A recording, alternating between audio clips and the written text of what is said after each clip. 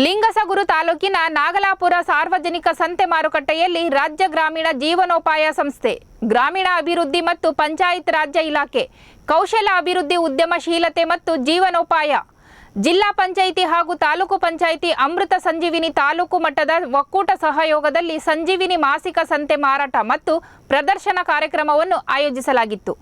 ಕಾರ್ಯಕ್ರಮಕ್ಕೆ ತಾಲೂಕು ಪಂಚಾಯಿತಿ ಸಹಾಯಕ ನಿರ್ದೇಶಕರು ವೆಂಕಟೇಶ್ ದೇಸಾಯಿ ಚಾಲನೆ ನೀಡಿದರು. ನಂತರ ಮಾತನಾಡಿದ ಅವರು, ಗ್ರಾಮೀಣ ಪ್ರದೇಶದ ಸ್ವಸಹಾಯ ಗುಂಪಿನ ಮಹಿಳೆಯರು ತಮ್ಮ ಮನೆಯಲ್ಲಿ ಸ್ವಯಂ ಉದ್ಯೋಗ ಮಾಡುವುದು ಸಂತೋಷ ವಿಷಯ.